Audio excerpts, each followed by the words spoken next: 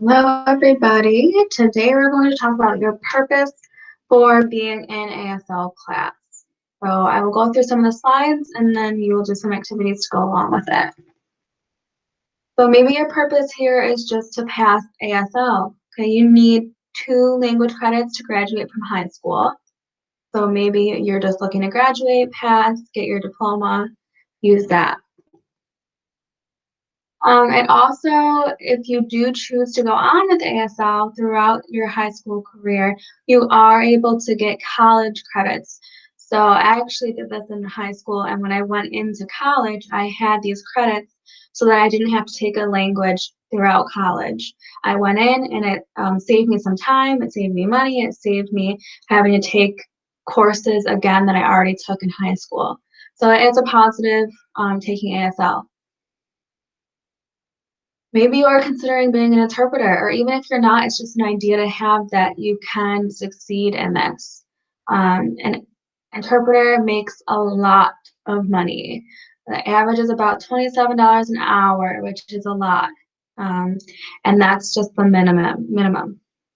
Firefighters make like 15, 60. Teachers make about 20, 21, waitresses 11. So interpreting is a great career to get into if you really like sign language and if you want to stick with it. And again, just having that idea that it is a good job. ASL, just like any of your other classes, can get you somewhere in the future. These are some videos that I want you to click through and watch.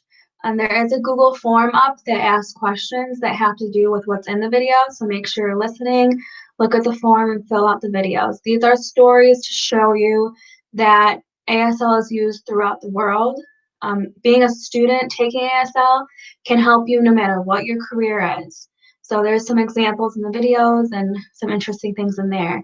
And there are over 360 million deaf people in the world. So you're bound to see a deaf person or meet a deaf person or have a deaf person in your career field. So think about, what do you want to do when you graduate? What do you want to be? Is there a job that you want? Is there a college that you want to go to? Because chances are, no matter what you do after you graduate, like I said, you are going to meet a deaf person, whether it's a patient, a coworker, parents, or customers. When I was a cashier at Wegmans, I met lots of deaf people. I actually had fluent in sign language on my name tag, and I was called to different sections throughout the day. If there was a deaf person, they would always depend on me to help them out. And I was able to communicate, and that was when I was in high school. So I just from learning ASL in high school and middle school, I was able to use that as a cashier.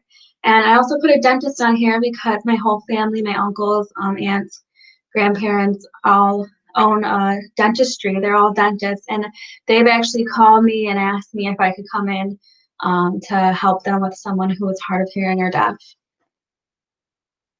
So just like science, just like history, just like math, this is an important subject for you, and it should mean more to you. If not, learning sign language is just as important, except you're more likely to use sign language. You're more likely to meet a deaf person.